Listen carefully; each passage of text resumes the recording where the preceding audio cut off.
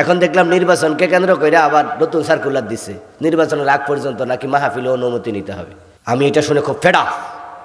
নির্বাচন সুষ্ঠু হওয়া অসুষ্ঠ হওয়ার সাথে আজকের মাহফিলের কোনো সম্পর্ক আছে? আমরা কি এখানে কারো ভোট ছামু, কারোর ভোট দিতে কমু? এখানের মাহফিল করতে নির্বাচন আলার অনুমতি লাগবে কেন? কয় যে নির্বাচন কর্মকর্তার অনুমতি সাপেক্ষে মাহফিল চলবে আজ পর্যন্ত। এই বেটারা, এই মাহফিল কর্তৃপক্ষের অনুমতি তোমাদের কাছে যেতে হবে কেন? 17 বছর যারা গাদ্দারি করেছে আল্লাহ ওদের মূল উপরে দিছে, তোমরা মাত্র 2 মাসের জন্য। নির্বাচন আর কয় মাস? মাত্র 2 মাস। কোরআনওয়ালাদেরকে তোমাদের কাছে যেতে বাধ্য করো না, এই জাতীয় আইন করো না। বরং হ্যাঁ, আইন হতে পারে অবাধ সুষ্ঠু নিরপেক্ষ নির্বাচনের জন্য বাংলাদেশে শীতকালে চলমান মাহফিলগুলোতে যেন কোনো রাজনৈতিক নেতা বক্তৃতা না দেয়, এই আইনটা হতে পারে। কারণ এটা কেন্দ্র করে কিলাকিলি মারামারিও হইতেও পারে, কোথাও কোথাও হয়তো ঝগড়া পাসাদ হইতে পারে। যে আমার নেতার নাম দিলা না, তোমার নেতার নাম দিলা, আমার নেতারে দাওয়াত দিলা না, তোমার নেতারে দাওয়াত দিলা, এটা যেহেতু সম্ভাবনা আছে, তাই নির্বাচন কমিশন এটা বলতে পারতো যে মাহফিলগুলো কোরআনের কথা হবে, সেখানে কোনো রাজনৈতিক বক্তারা যেন, নেতারা যেন না যায়, বিশেষ করে যারা প্রার্থী তারা যাইতে পারবে না, এটা নির্বাচনের আচরণ বিধির লঙ্ঘন হবে, যাওয়া যাবে না। কিন্তু তুমি উসিলা মুসিলা ধইরা মাহফিলকে কন্ট্রোল করবা আওয়ামী লীগের মতো, এটা করতে দেওয়া হবে না। এই জাতীয় আইনের মাথায় থুতু নিক্ষেপ করা হবে। কোরআনের মাহফিল করবো, আবার তোমার কাছে অনুমতি কিসের? কে তুমি এখানে?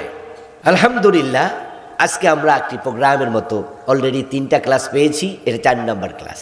কিন্তু দীর্ঘ 17 বছর 15 বছর যে জালেমরা ক্ষমতায় ছিল, তারা আমাদেরকে এই ওয়াজগুলো, এই ক্লাসগুলো ভালো করে করতে দেয় নাই।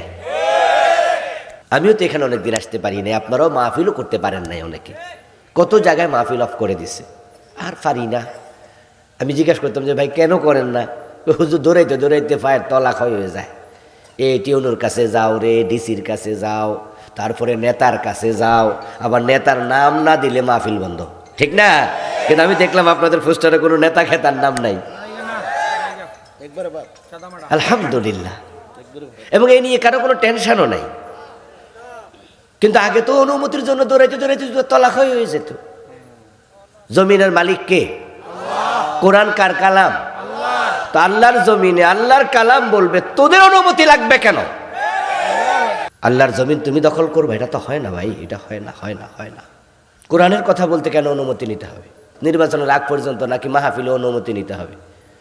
নির্বাচন সুষ্ঠু হওয়া অসুষ্ঠ হওয়ার সাথে আজকের মাহফিলের কোনো সম্পর্ক আছে? আমরা কি এখানে কারো ভোট ছামু, কারোর ভোট দিতে কমু?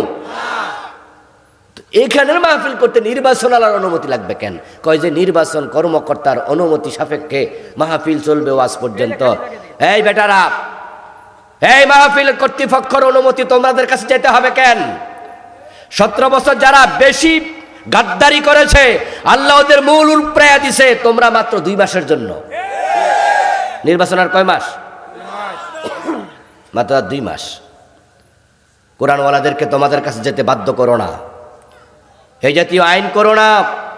বরং হ্যাঁ, আইন হতে পারে অবাধ সুষ্ঠু নিরপেক্ষ নির্বাচনের জন্য বাংলাদেশে শীতকালে চলমান মাহফিলগুলোতে যেন কোনো রাজনৈতিক নেতা বক্তৃতা না দেয়, এই আইনটা হতে পারে।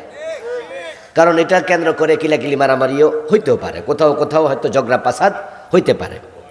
যে আমার নেতার নাম দিলা না, তোমার নেতার নাম দিলা, আমার নেতারে দাওয়াত দিলা না, তোমার নেতারে দাওয়াত দিলা, এটা যেহেতু সম্ভাবনা আছে, তাই নির্বাচন কমিশন এটা বলতে পারতো যে মাহফিলগুলো কোরআনের কথা হবে, সেখানে কোনো রাজনৈতিক বক্তারা যেন, নেতারা যেন না যায়, বিশেষ করে যারা প্রার্থী তারা যাইতে পারবে না, এটা নির্বাচনের আচরণ বিধির লঙ্ঘন হবে, যাওয়া যাবে না।